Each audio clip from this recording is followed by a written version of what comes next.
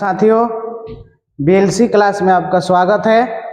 हम सोनू सर आपको इतिहास का एक लेसन के बारे में आज आपसे चर्चा करते हैं और एक लेसन आपका है यूरोप में राष्ट्रवाद।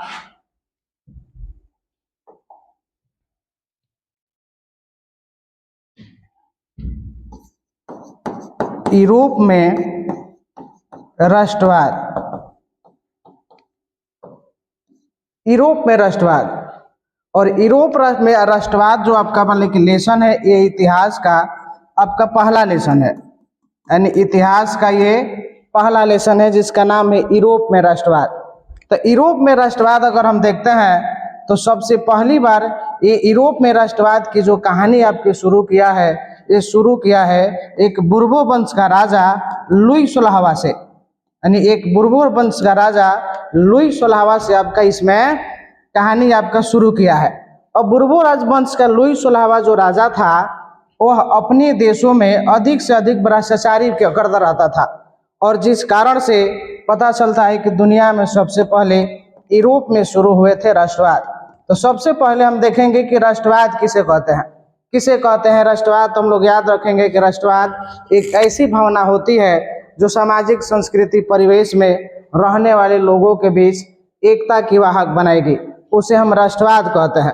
तो इस पाठ का कुछ हमने ऐसे कुछ क्वेश्चनों को लेकर आए हैं जो आपके एग्जाम में हर वर्ष कहीं से न कहीं से पूछते रहता है, तो उसको आज हम देखेंगे। आज शुरू करते हैं मेजनी से।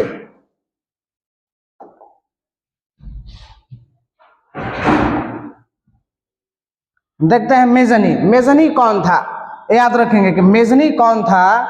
हम लोग याद रखेंगे कि मेजनी एक साहित्यकार था। साहित्यकार का मतलब होता है काची, तो लेखक। याद रखेंगे कि मेजनी एक साहित्यकार था जो कलम के साथ साथ तलवार पर भी विश्वास रखता है। मेजनी गणतांत्रिक विचारों का समर्थक था और वह एक मतलब कि कह रहा है कि गणतांत्रिक विचारों का समर्थक था और एक युग सेनापति था।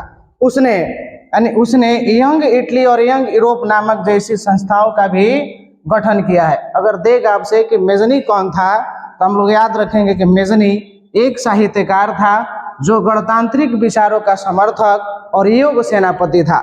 नाम मेजनी का संबंध गुप्त दल कार्बोनरी से भी था। यानी मेजनी का संबंध गुप्त दल कार्बोनरी से भी था।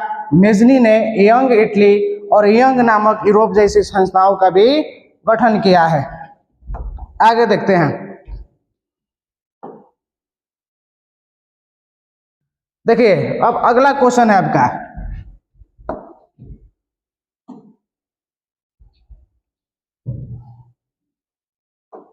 अगला देखते हैं। अगला क्वेश्चन है कि जर्मनी की एकीकरण में ऑस्ट्रिया की क्या भूमिका थी। यानी जर्मनी के एकीकरण में ऑस्ट्रिया की क्या भूमिका थी, यानी क्या है ऑस्ट्रिया की भूमिका। तो हम लोग याद रखेंगे कि इटली और जर्मनी के एकीकरण में जो सबसे बड़ी जो बाधक थी वह ऑस्ट्रिया थी। यानी इटली और जर्मनी के एकीकरण में जो सबसे बड़ी जो बाधक थी वह ऑस्ट्रिया थी। इटली ने 1830 के क्रांति के बाद इटली में जो कहता है कि नागरिक आंदोलन शुरू हुए, उसे ऑस्ट्रिया के चांसलर मेटरनिख ने दबा दिया था, जिससे इटली की एकीकरण रुक गया और जर्मनी में राष्ट्रवादी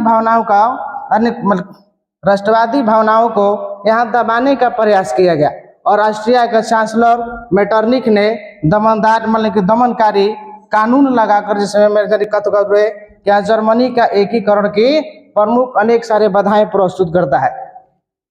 शॉर्ट अगर हमको इसी में याद रखना है तो बस इतना में याद रखेंगे कि इटली और जर्मनी के एकीकरण में ऑस्ट्रिया की क्या भूमिका थी।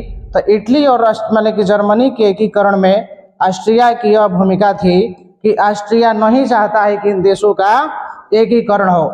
इसलिए नहीं चाहता है कि एकीकरण हो क्योंकि अगर किसी देश में एकीकरण हो जाएगा तो वहाँ गणतंत्र की स्थापना होगी, और ऑस्ट्रिया का चांसलर मेटरनिख नहीं चाहता है कि इन देशों में एकीकरण हो।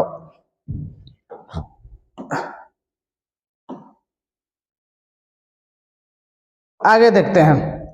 वियना कांग्रेस की 2 उपलब्धियों को बताइए। यानी वियना कांग्रेस सम्मेलन कब हुए, तो याद रखेंगे 1815 में नेपोलियन के पतन होने के बाद 1815 में वियना सम्मेलन कराई गई और वियना सम्मेलन ये क्या है, तो यह ऑस्ट्रिया की राजधानी थी वियना, यानी ऑस्ट्रिया की राजधानी है वियना, जो 1815 में मेटरनी के द्वारा एक वहाँ सम्मेलन बुलाया गया जिसको हम वियना सम्मेलन कहते हैं।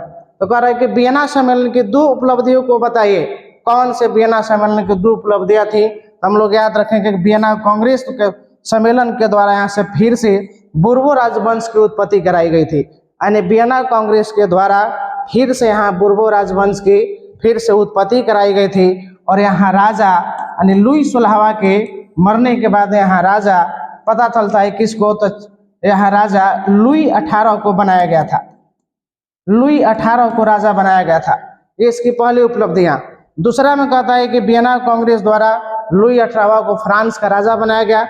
अब याद रखेंगे कि लुई 18 को राजा बनाया गया कब, 1815 में। इसकी मृत्यु कब हुई, 1824 में। 1824 के बाद फिर यहाँ राजा बनता है कौन, तो यहाँ बनता है चार्ल्स 10वां, यानी चार्ल्स 10वां के ही समय 1830 की क्रांति हुई थी। आगे देखते हैं।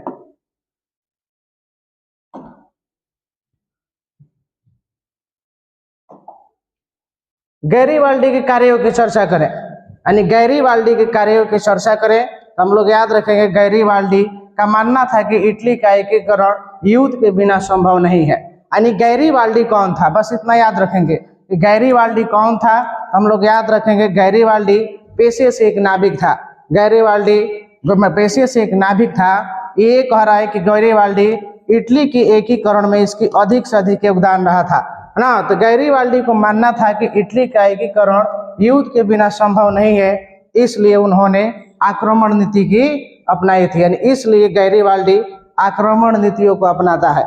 आगे देखिए।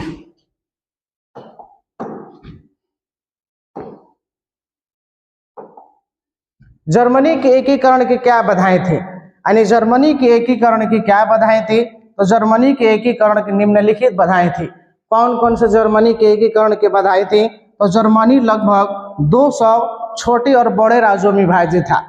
दूसरा में कह रहा है कि यहाँ राज्य में राजनीतिक, सामाजिक तथा धार्मिक विषमताएं थी। और इसमें तीसरा कह रहा है कि राष्ट्रवाद की भावना का यहाँ अभाव था। यानी जर्मनी के एकीकरण की क्या बाधाएं थी, तो जर्मनी के एकीकरण की कुछ निम्नलिखित बाधाएं हैं। पहला यहाँ कह रहा है कि जर्मनी लगभग 300 छोटे और बड़े राज्यों में विभाजित थी। दूसरा यहाँ कारण है कि क्या यहाँ बाधाएं रहा कि यहाँ राज्य में राजनीतिक, सामाजिक तथा धार्मिक विषमताएं थी। और इसमें तीसरा कह रहा है कि राष्ट्रवाद का भावना का यहाँ अभाव था। इस प्रकार से कह रहा है कि जर्मनी के एकीकरण की कुछ निम्नलिखित बाधाएं यहाँ थी। आगे।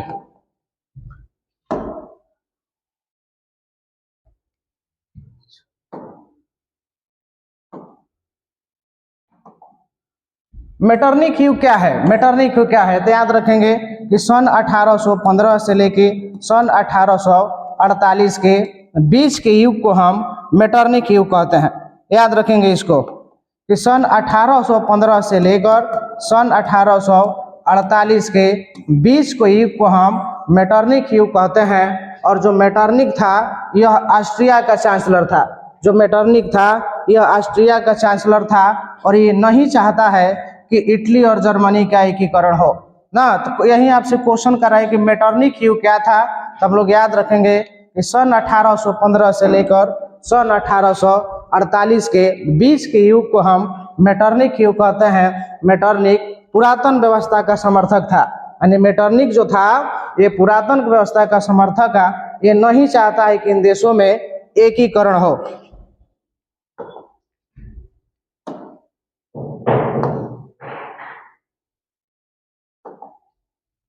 1848 के फ्रांसीसी क्रांति के क्या कारण थे। जो 1800 याद रखेंगे कि फ्रांस में कुल कितनी क्रांतियां हुई, 3 क्रांति हुआ।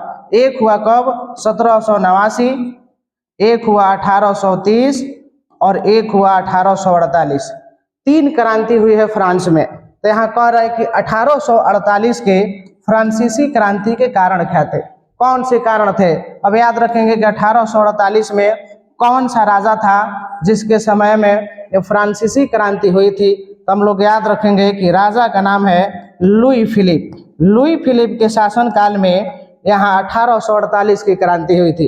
देखिए समझिए, लुई फिलिप जो राजा है, जब ये 1848 में जब ये राजा बना फ्रांस का, तो जो समाज था वो दो वर्गों में विभाजित हो गई थी। जो समाज था वो दो वर्गों में विभाजित हो गई थी। एक मान लीजिए समाज रहा अमीर वर्गों की और एक समाज रहा गरीब वर्गों की। और ये लुई फिलिप जो राजा है, यह अमीर व्यक्तियों के साथ रहना अत्यधिक पसंद करता था ना, और अत्यधिक पसंद कर मतलब रहना पसंद करता था, जिस कारण से कह रहा है कि यहाँ एक कोई मतलब कि क्रांति शुरू हुई थी। तो आपसे क्वेश्चन क्या कह रहा है कि 1848 के फ्रांसीसी क्रांति के कारण क्या थे। हम लोग याद रखेंगे कि 1848 के फ्रांसीसी क्रांति के कुछ निम्न कारण है। पहला यहाँ कारण है कि लुई फिलिप की कमजोर एवं उत्तरदायी नीतियों का होना, यानी लुई फिलिप की कमजोर एवं उत्तरदायी नीतियों का होना, ये भी एक कारण था 1848 के फ्रांसीसी क्रांति की। दूसरा कह रहा है कि लुई फिलिप की असफल विदेशी नीति का होना, ये इसकी दूसरी कारण होता है। यानी लुई फिलिप का असफल विदेशी नीति का होना, ये इसकी दूसरी कारण थी।